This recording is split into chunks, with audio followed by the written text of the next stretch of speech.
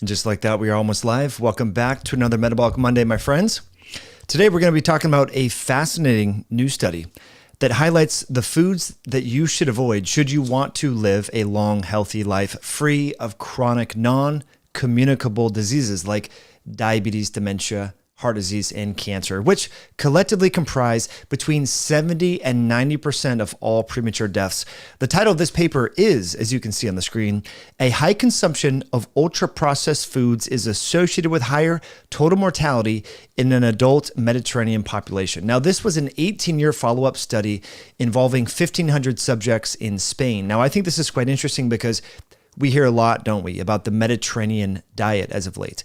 And it turns out that the ultra-processed foods that have been making North Americans, Canadians, and Americans unhealthy for many, many years are now making their way into Europe and are compromising the health of people all throughout Europe. And I think this, although this is a nutritional epidemiology study, which has its limitations and shortcomings, as we will talk about today, I think it really is important because in this study, they find that higher consumption of ultra-processed foods are linked with higher odds of dying over this 18-year follow-up period. Now, again, I think this is really important because there's a big push to prevent you from having butter, eggs, and even pasture-raised meats and healthy fish and things like that, pushing people to have more processed plant-based junk food. And junk food is junk food. And it turns out that ultra-processed foods are the problem, my friends. So we're going to dive into the details of this fascinating 18-year follow-up study from subjects in Spain.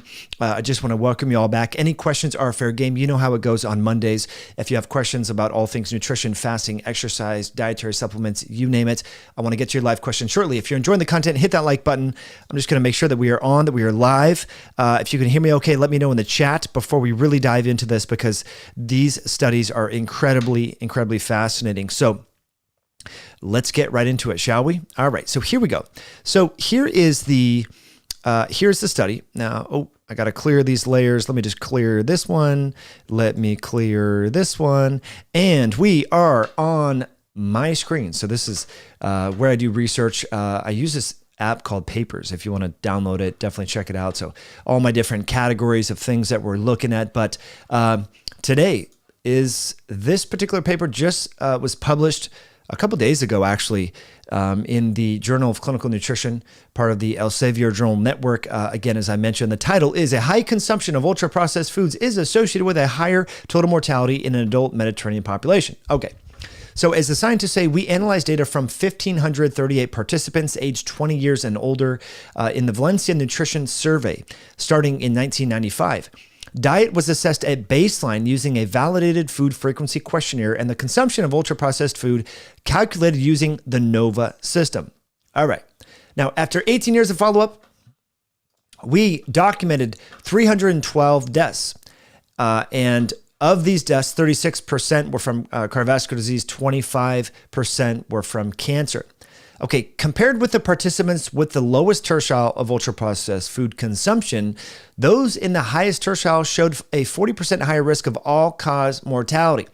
Here's the hazard ratio, 1.4. So remember, when you're reading research and hearing about hazard ratio, all you do is subtract 1 from that, and that is the odds of an event happening compared to a group that doesn't participate in that event. So the odds of dying, for example, or having a heart attack after consuming sugar-sweetened beverages is about 1.6, meaning there's a 60% higher odds that you will have a heart attack if you drink soda compared to people who do not drink soda. Now, in this particular analysis, they found that the odds of cardiovascular disease was 39% higher in people who eat processed foods compared to people who eat low amounts of processed foods. And cancer mortality was 53% higher in people who eat ultra-processed foods, a high amount of these processed foods. So that is interesting. Okay.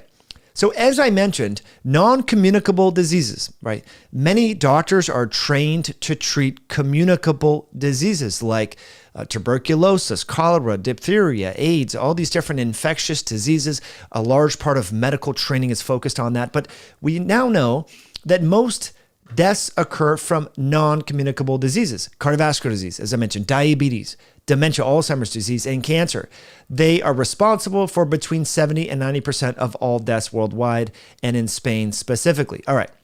Here's more background and perspective. I just highlighted these things. I quickly just read these research articles, but I want to share with you what I think is actually quite interesting.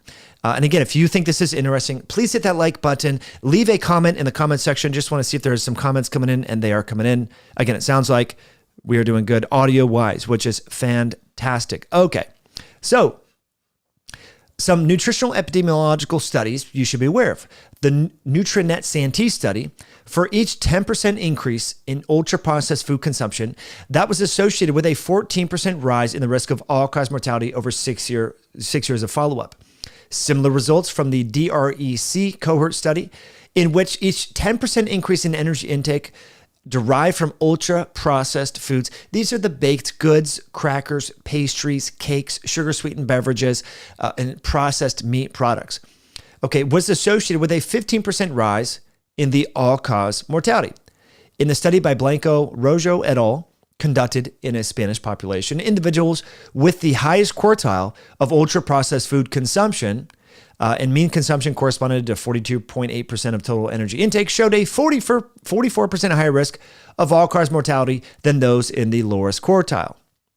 Okay, now we know there's multiple other studies. All these find between a 28 and 53% increased risk of all-cause mortality if you eat a lot of processed food. Okay, so what about here in the U.S.? There was data from the NHANES cohort. I believe they talk about it somewhere down here. Okay, so let's go to some images right here. More facts and figures. Okay, so Table 2 shows the main associations observed between ultra-processed food consumption and all-cause mortality, cardiovascular disease, and cancer mortality. A total of 312 deaths occurred during the 18-year follow-up. That seems kind of low. I mean, that's pretty good, actually, because these people are living in Spain, right? Probably having stress-free lives, access to sun and nature and all the things. Well, it turns out that, as I mentioned, about a third of these deaths were from cardiovascular disease and 25% of these deaths were from cancer. So, big thing to consider. When you want to live an optimal life and not suffer from premature morbidity or dis-ease, cancer and cardiovascular disease are where you should focus your efforts. Okay. All right. So for the discussion, this study shows that higher ultra-processed food consumption is associated with higher all-cause mortality in an adult Mediterranean population after an 18-year follow-up. Now, as I mentioned earlier, because I just want to be very clear, when we talk about nutritional epidemiological studies, we have to look at the baseline characteristics of the study participants. To be fair, we did this when Harvard recently published a study that I thought was pretty egregious, blaming meat for the fact that there's this healthy user bias and unhealthy user bias in epidemiology. Well, it turns out that when we compare these different tertiles, so we have low intake of processed foods, medium intake, and high intake based upon food frequency questionnaires using the NOVA system to characterize ultra-processed food. There is a higher prevalence of smoking as well as ex-smokers in the people who consume a lot of processed food. So if you look at the rates of never smokers in the low intake of processed foods, 55% of these people never smoked. Whereas in the median intake of ultra-processed foods, it's only about half. Now, it's less than half in the high intake. So we can surmise as well, just like the Harvard study tried to claim that eating meat was going to give you diabetes. In this study, we can see that eating processed foods, yes, that is a factor, but also smoking status, as well as body mass index and waist circumference. So we see an unhealthy population in all facets of lifestyle here, right? Higher prevalence of smoking and obesity and all this, but they do adjust for all that. Okay, so let's go to the images here, because again, everyone's saying, well, it's the meat that's killing you. You have to stop eating dairy and butter. Well, it turns out that the tertile that ate the highest amounts of processed foods had the lowest survival rate over the course of 18 years in compared to the other tertiles. And so this is not new. We know that the junk food, we know that animal products and saturated fat have been blamed improperly for the increased consumption of junk food. That is what is killing people. It's the processed foods, the cookies, crackers, treats, chips, sugar sweetened beverages, Pop-Tarts. Those are the things, and processed breads and so on. Those are what are causing people to live unhealthy lives and develop diseases prematurely. Okay. Cardiovascular specific mortality. Again, you can see the hazard ratios and so forth. Much higher risk for people that consume a lot of processed foods compared to people who do not. You can see this as well as cancer mortality. Okay. So let's go down to the study conclusions, and I want to get to your live questions. Okay. So in conclusion, this 18-year follow-up study shows that a high consumption of ultra-processed foods may increase the risk of all-cause mortality in a Mediterranean population after a long follow-up period. Okay, and again, we know this to be true, my friends. This is not earth-shattering news by any stretch of the imagination. We know that processed foods are the problem, but we're seeing a major push to discourage people from having butter, grass-fed meat, fish. These things are purported cancer-causing agents, but we have numerous epidemiological studies finding that it's really the ultra-processed foods, the sugar-sweetened beverages, the baked products, cookies, ice cream, donuts. Those are the problems. Candy, chips, microwave dinners and such. So that's the problem. And so you have these analysis here. And again, for those of you just joining, I appreciate you hitting that like button. Leave a comment in the comment section. Any nutrition related question is fair game. We're going to get to your live questions momentarily. But I just want to provide you this evidence because again, people are saying, well, it's saturated fat. That's the problem. Don't eat butter, eat the plant-based butter, but they have no problem eating Cheetos or corn chips or Chick-fil-A, chicken nuggets, all these things. Those are the problem, my friends. We have ample evidence to support that. Now, before we get to your live questions, just want to let you know that this live episode is brought to you by Myoscience Nutrition. This is one of the only creatine containing electrolytes out there. A lot of electrolytes only give you sodium from artificial salt brines. We're giving you real salt, potassium, magnesium, as well as 2.6 grams of creatine. Check this out over at myoscience.com. There's over 750 reviews from people just like yourself who are using this pre-workout, intra-workout, getting phenomenal results. Use the code podcast to save over at myoscience.com. That's MYOXCIENCE.com. Okay, so let's hop on over to the chat. Want to get to your questions. That's why we do these lives. We really just want to get your questions. And there's a theme discussion, of course, with new studies and this and that, but we want to get to your live questions. Okay, so I'm just going to look at the chat, see what is coming up. Again, very grateful that you are here. How's your Monday? What's new in the world? Who's gone to the gym yet today? What are you eating for dinner?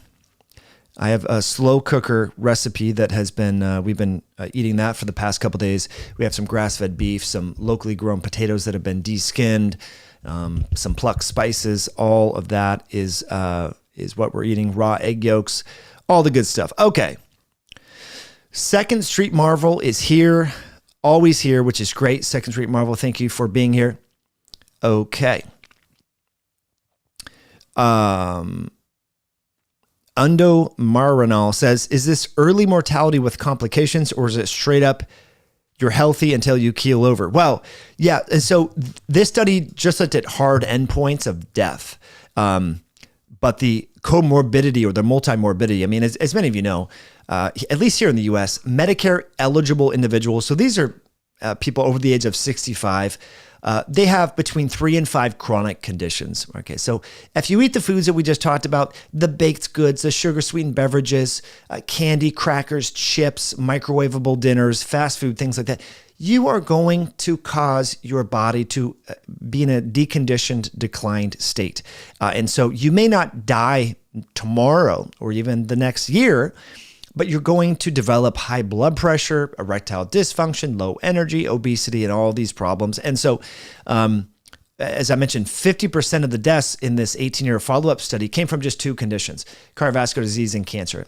And so there's a 53% higher risk of dying from cancer in people who consume the most processed food. Okay, so if you want to prevent cancer and heart disease, which are the two statistical reasons why people die prematurely, stop eating processed food. That's it, my friends. Just cut that out. We can quibble over the nuances of a vegan diet or vegetarian diet or carnivore diet, keto, whatever. As long as you're eating whole real foods, that's really what it all comes down to.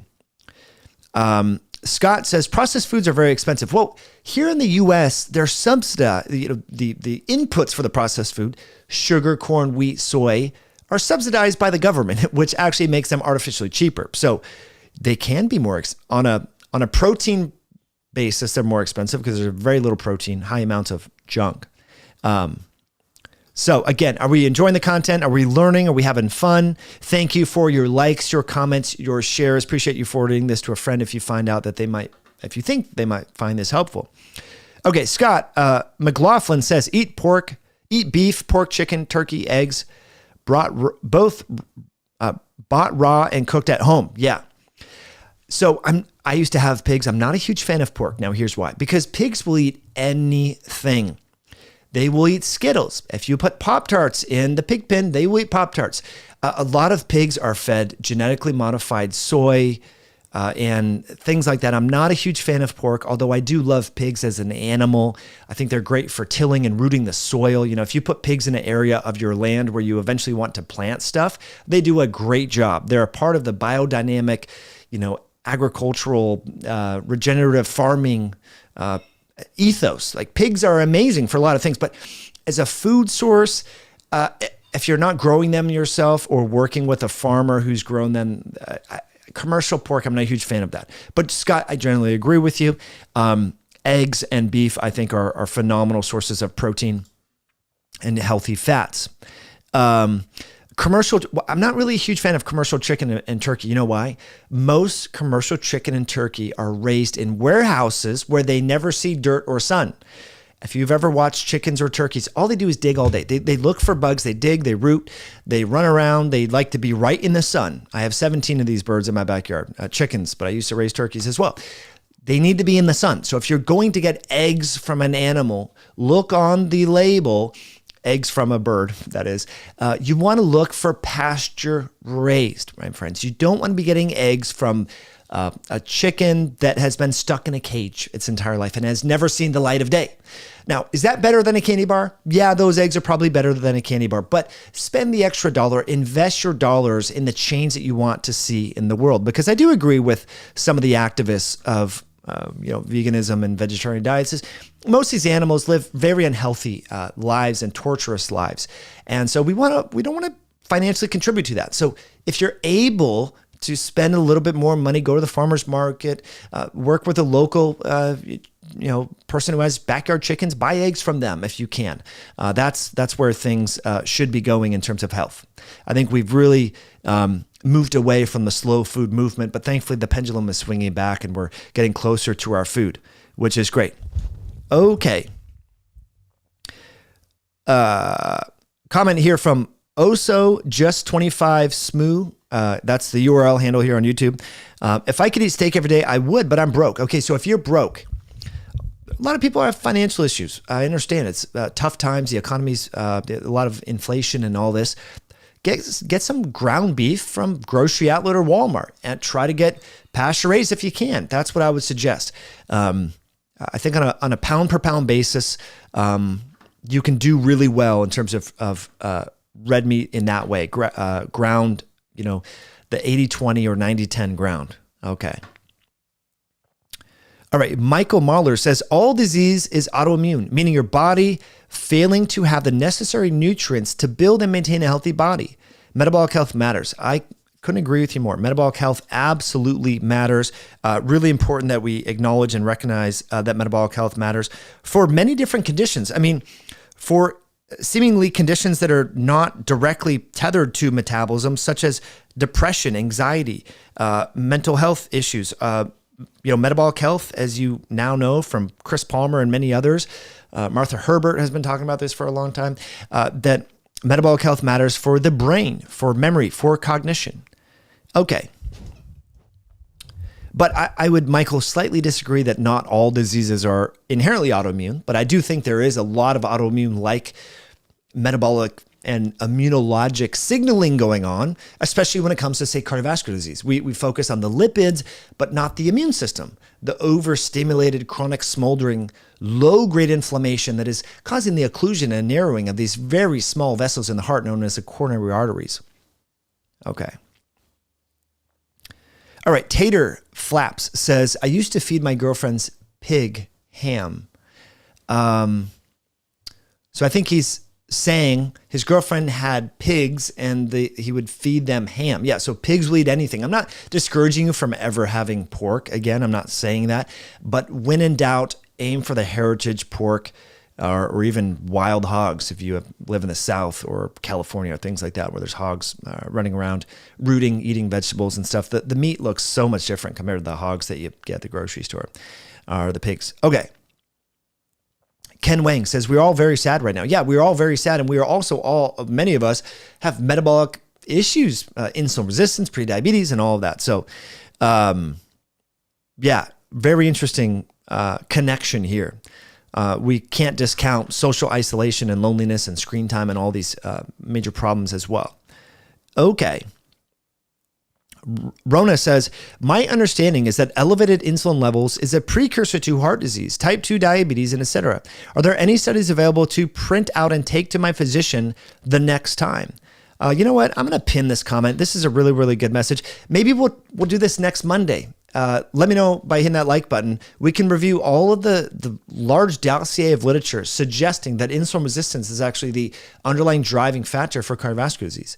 In fact, I just did a great interview with Dr. Ovadia, all about the underlying, he's, by the way, a cardiovascular surgeon, right, who's doing open heart surgery and things like that for people who are younger and younger. Some of his patients are in their 30s and having issues with their valves and coronary artery disease and the like. Okay.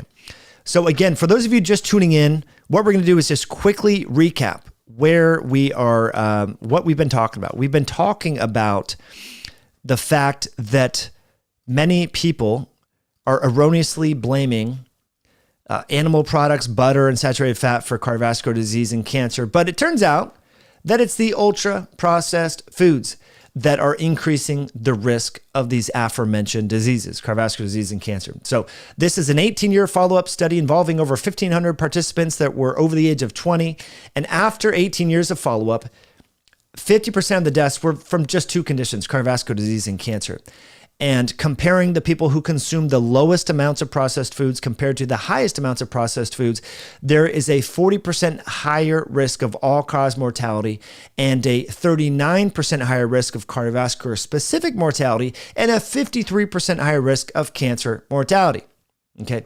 Now, this study that was conducted in Spain corroborates with many other nutrition studies in Europe, including the NutraNet-Santee study, finding for each 10% increased risk in ultra-processed food consumption, that is associated with a 14% rise in all-cause mortality over a 6-year follow-up study. And same with the DRECE study, the DRECE cohort study. I can't remember what that acronym stands for. Finding a similar rise for every 10% increase in ultra-processed food. So what does a 10% increase mean? Well, maybe you have one meal every day that's ultra-processed food, like going to Chick-fil-A and having chicken nuggets and French fries and a soda for lunch, for example. That increases your risk of dying over the course of a 5-year period, which is not good. And I say this, I pick on Chick-fil-A because you see the Chick-fil-A line everywhere you go. It's just wrapped around city blocks. It's just absolutely insane. Okay, so what we've been looking at here is the Cox ratios and hazard models, finding that the odds of you living 20 more years, if you're consuming a lot of junk food, processed foods, again, packaged foods, baked goods, sugar sweetened beverages, soda, French fries, and so on, your odds of dying, making it 20 years are really quite low compared to people who don't eat that stuff. Again, so it's not butter, it's not bacon, necessarily. It's the ultra processed foods that are the problem. Again, just a quick plug. Today's show is brought to you by our sister company, Science Nutrition, the only creatine-containing electrolyte featuring real salt. You get 2.6 grams of creatine along with healthy minerals and electrolytes that help you crush your next workout. You can save with the code podcast at checkout over at myoscience.com. Okay, my friends. Wow, we have a good turnout tonight, which is great. Again, appreciate your likes, your comments, your shares. All right. What else do we have? Okay, Annalise Scott is ordering her Oreos, her gluten-free organic Oreos. Yeah, isn't that funny that Nick Norwitz is doing some interesting work out of Harvard, which is great. Anthony has a great comment. This paper is an argument for cycling on and off ketosis. You know, Anthony, I don't know if we can ascertain whether or not this paper supports cycling keto or not. I do think there is some benefits, especially if you're an athlete, for possibly cycling in and out of ketosis. But I think this paper just highlights that we shouldn't be eating junk food. That's what it suggests to me is junk food is bad. It's bad for your body. It's bad for preventing cancer and heart disease, which are the two most probable reasons why all of us will leave this world before we really want to. So if you want to live a long, healthy life, just don't eat the junk food. It's that simple. All right, we have a super chat from Rob. Rob says, Oreos have glyphosate from Roundup, published last week. Rob, thank you for that. Most processed food has Roundup. This is something that a video I've been working on. I think that's part of the previously or hitherto unrecognized aspects and harms of junk food is it's loaded with chemicals. Shocking, I know. But it turns out that Roundup is one of those chemicals that is probably not good for you, especially your microbiome, okay? So yeah, I'm with you all that on that. Okay, Mr. Pineapple has a real question here. Okay, do we know the content of Oreo cookies causes this effect? And plus, what other natural food items have this effect or effectiveness? All right, so I just want to clarify. Oreo cookies have been shown to lower LDL cholesterol in a lean mass hyperresponder who's been on a ketogenic diet for four and a half years.